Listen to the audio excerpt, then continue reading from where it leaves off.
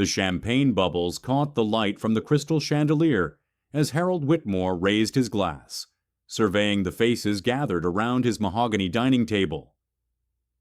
At 68, he still cut an imposing figure.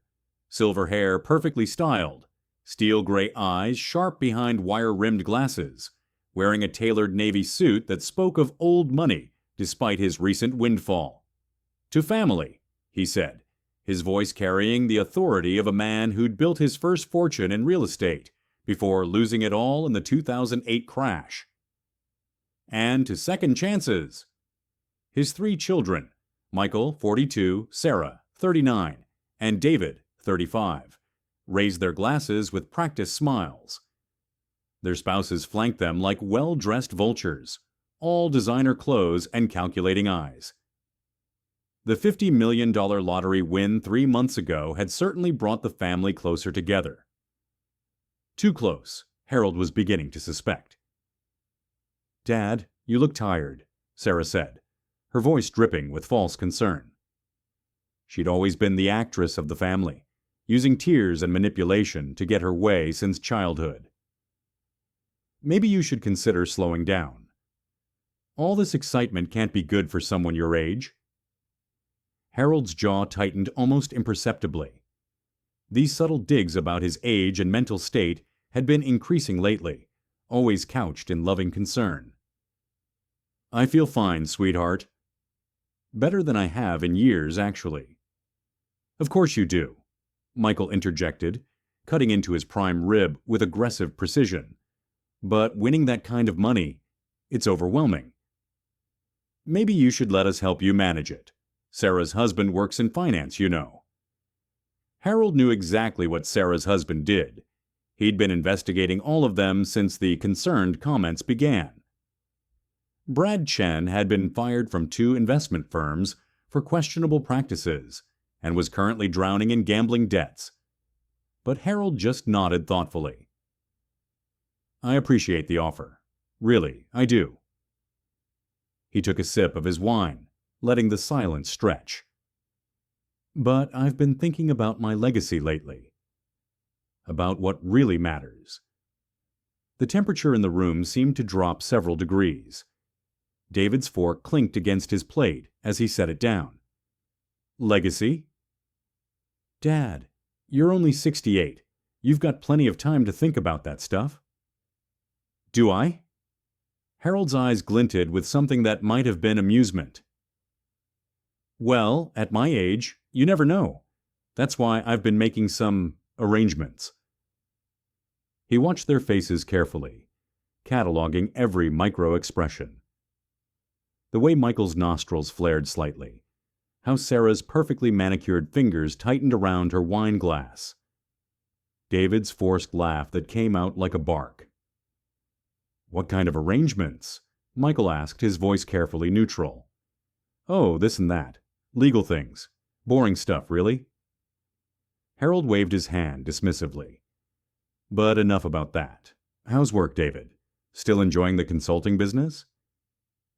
David's consulting business was a shell, company that hadn't generated a legitimate dollar in 2 years, sustained entirely by the generous monthly allowances Harold had been providing. But David puffed up his chest anyway. "Business is booming. Actually, that's what I wanted to talk to you about. I've got this incredible opportunity, a tech startup that's about to explode. But I need capital. Real capital." "How much capital?" Harold asked mildly. $2 million would get me in at the ground floor. I could triple it within 6 months." Harold nodded slowly. "That's quite an opportunity. I'll certainly consider it." The evening progressed with more transparent manipulation disguised as family bonding. Sarah mentioned her twins needed private school tuition, $80,000 per year each.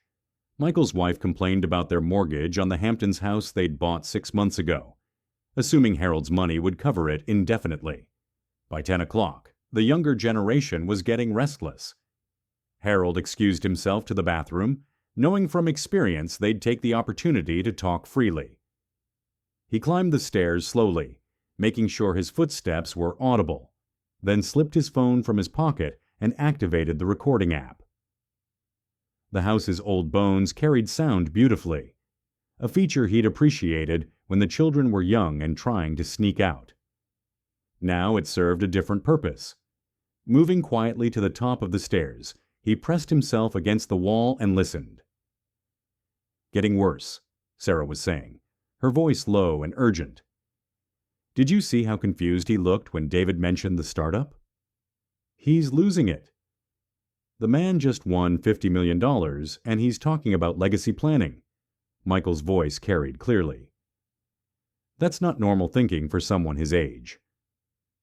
We need to act fast before he gives it all away to some charity or gold digger." "My lawyer says we need documentation," came Brad's voice, slurred slightly from wine. "Medical records, witnesses to erratic behavior. If we can prove diminished capacity." "Shut up," David hissed. "Not here." "But you're right. We need to move quickly. I heard him on the phone yesterday talking about some financial advisor. What if he's already planning to restructure everything?" "Then we make our move first," Sarah said coldly. "I've been documenting everything. The way he repeats himself sometimes, how he forgot my anniversary last month." "He never remembered your anniversary when he was 30, Michael pointed out. "That doesn't matter. It's all about the pattern. Dr. Morrison owes me a favor from when I did PR for his clinic. He'll provide the medical assessment we need." Harold's blood turned to ice. Dr. Morrison was his personal physician, someone he'd trusted for 15 years. The betrayal cut deeper than the financial scheming. "Once we have him declared incompetent, we can establish a conservatorship," Michael continued. "Split everything 3 ways, plus a little something for expenses. The old man will be comfortable in a nice facility somewhere, and we'll finally get what we deserve. What we should have inherited years ago if he hadn't lost everything in the crash," Sarah added bitterly. "Guys," David's voice carried a note of uncertainty. "Are we really talking about having our own father committed? I mean, he seems fine to me. Tired, maybe, but $50 million, David," Michael cut him off. $50 million. And he's sitting up here talking about legacy planning and making arrangements. What if those arrangements don't include us?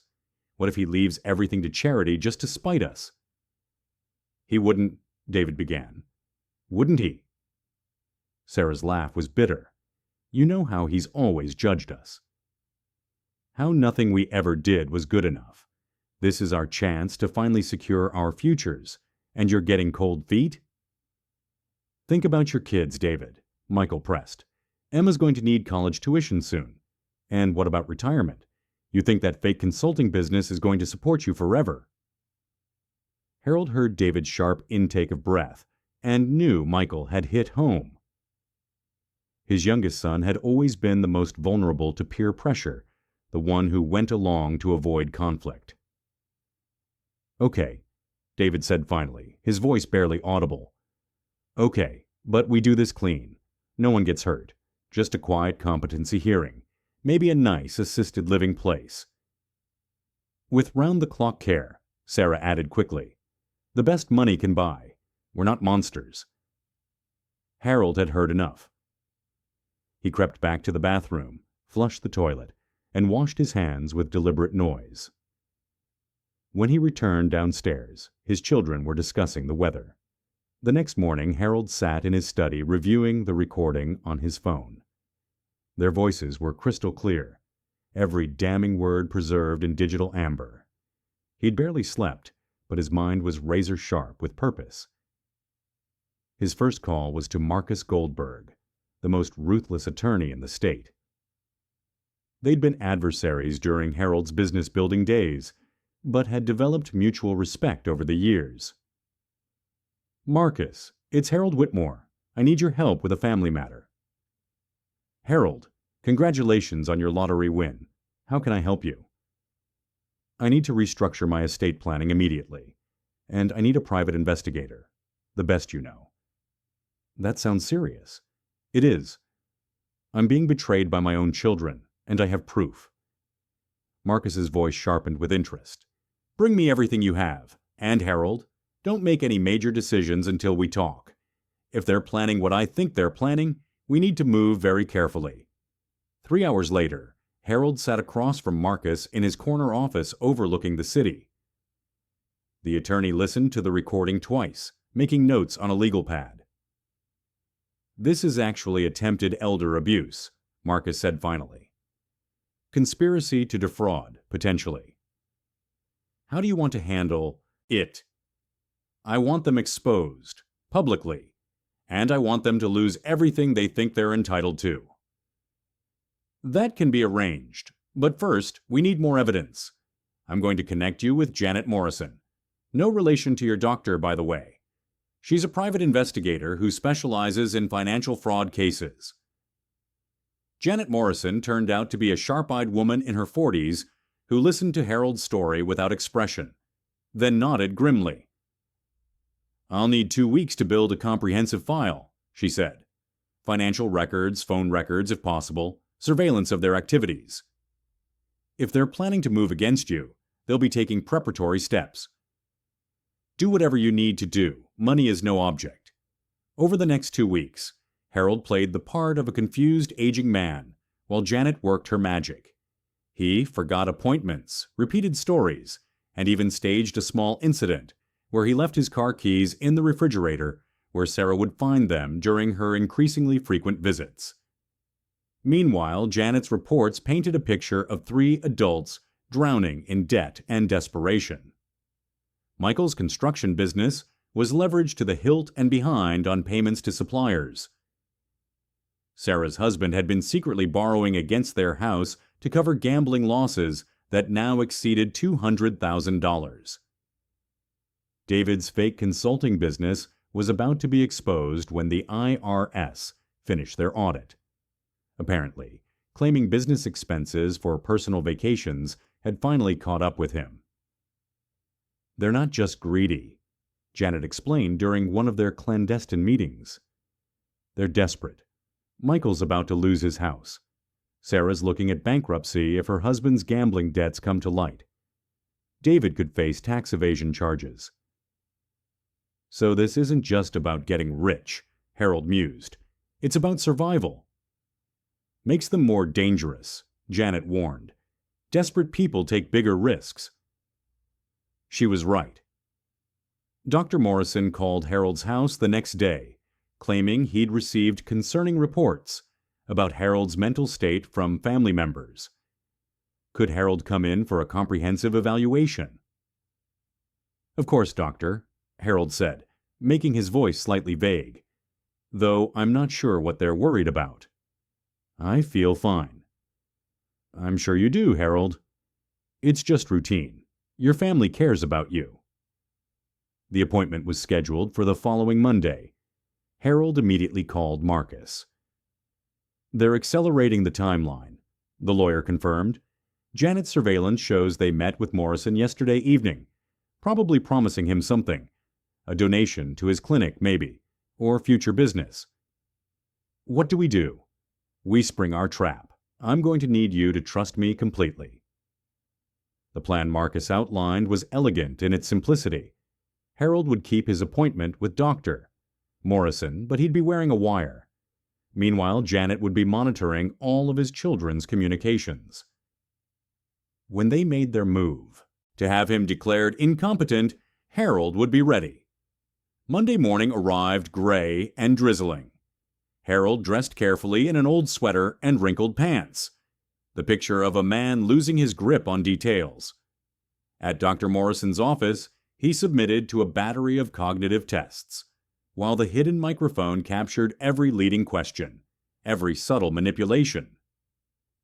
"Harold, your family tells me you've been having some memory issues, Doctor," Morrison said, his tone professionally concerned, but with an underlying eagerness Harold had never noticed before.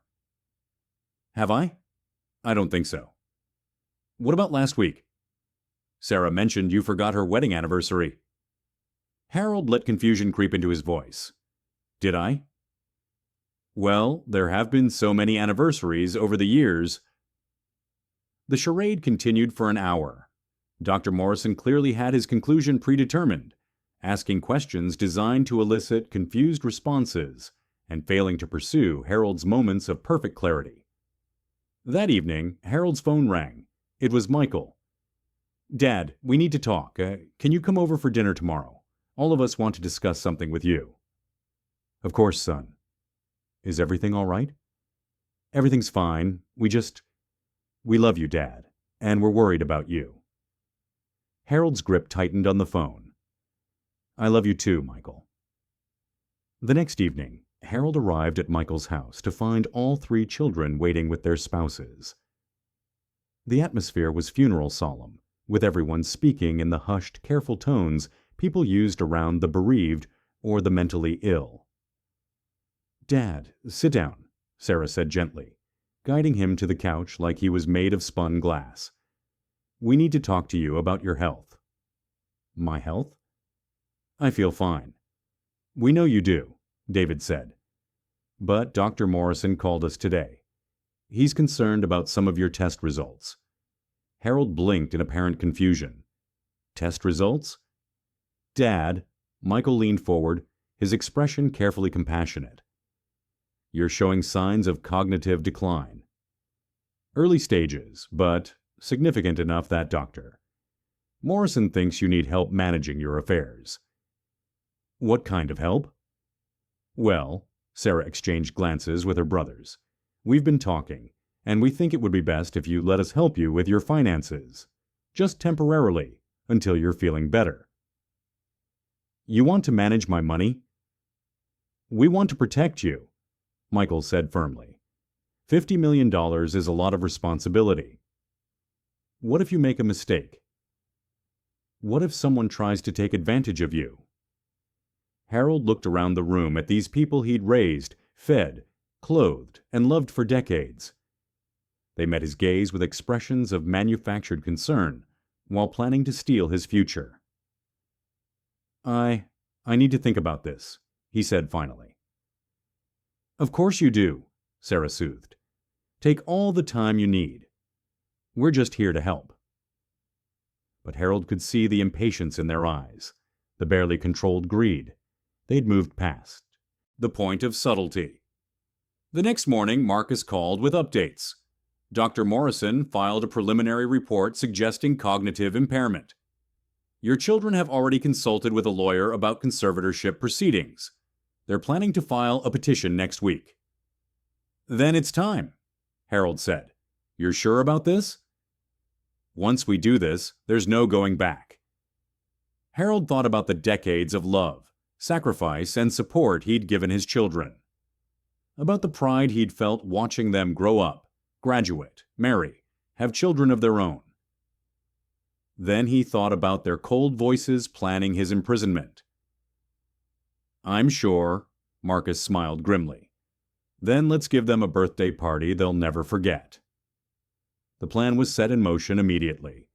Harold called each of his children, his voice trembling with what sounded like confusion and fear. "I've been thinking about what you said," he told Michael, "about letting you help with my money. Maybe you're right. I've been having trouble keeping track of things." Michael's voice brightened immediately. "Dad, that's great. You're making the right decision." "Could we have a family dinner?" "Tomorrow night, at my place. I want to discuss the details with everyone." "Of course. We'll all be there." Harold made similar calls to Sarah and David, each time sounding more fragile and defeated. By evening, he'd received confirmatory calls from all of them. They'd be there at 7 o'clock sharp. What they didn't know was that Harold had also invited several other guests. At exactly 7 o'clock on Tuesday evening, Harold's dining room was once again filled with family. But this time, the atmosphere was different. His children were barely containing their excitement, speaking to him in the patronizing tones reserved for children and the infirm. "Now, Dad," Sarah began, spreading papers across the mahogany table, "we've drawn up some simple documents that will help us help you." The doorbell rang. Harold's face brightened with apparent confusion. "Oh, I forgot," I invited a few other people. I hope that's all right." Michael's smile tightened. "Other people?"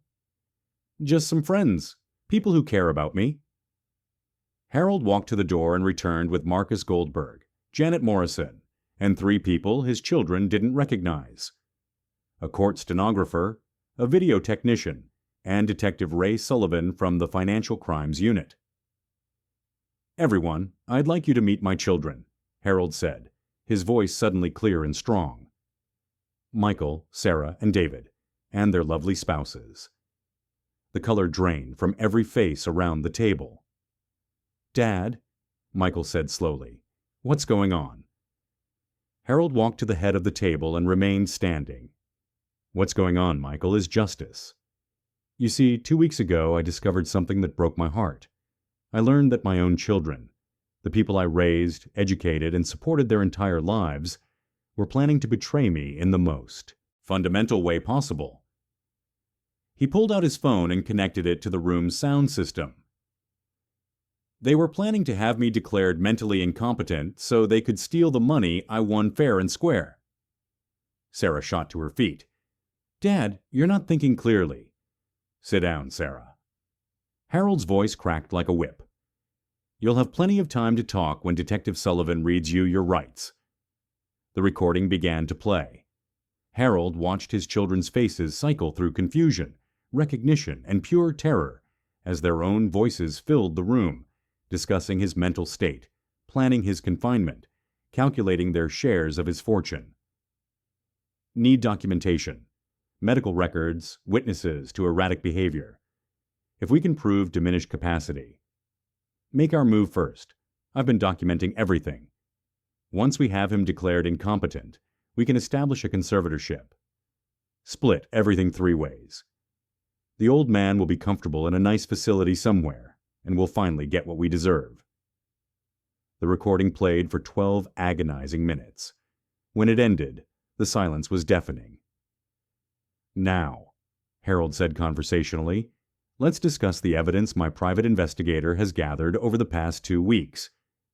Janet stepped forward with a thick folder. "Michael Whitmore has been in debt to the tune of $1.2 million for the past 8 months. His construction business is essentially bankrupt, propped up only by his father's monthly allowances and the expectation of inheritance." Michael's face had gone gray. "Sarah Chen has been aware that her husband owes over $200,000 to various gambling establishments, some of which are, shall we say, less than legitimate in their collection methods." Sarah made a choking sound. "And David Whitmore has been filing fraudulent tax returns for 3 years, claiming business expenses for personal vacations and lifestyle costs. The IRS investigation currently underway will likely result in criminal charges." David buried his face in his hands. "But the real evidence," Harold continued, "is what happened when they thought I was vulnerable. Janet, would you please play the recording from Dr. Morrison's office?" A new recording began, capturing the doctor's leading questions and predetermined conclusions. When it finished, Harold turned to Detective Sullivan. "Dr. Morrison has agreed to cooperate fully with the investigation in exchange for reduced charges. Apparently, Sarah promised his clinic a $500,000 donation once she gained control of my assets." Harold moved around the table, looking at each of his children in turn. "You want to know the truly tragic part of this. If you had simply asked me for help with your debts, I probably would have said yes. Not for everything. You've all made foolish decisions that have consequences. But I would have helped." "Dad," David whispered, "we never meant—" "You never meant to get caught." Harold cut him off.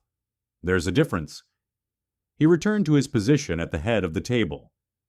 "Marcus, would you please explain to my children what's going to happen next?" The attorney opened his briefcase. "First, Detective Sullivan will be arresting Dr. Morrison tomorrow morning on charges of conspiracy to commit fraud and attempted elder abuse.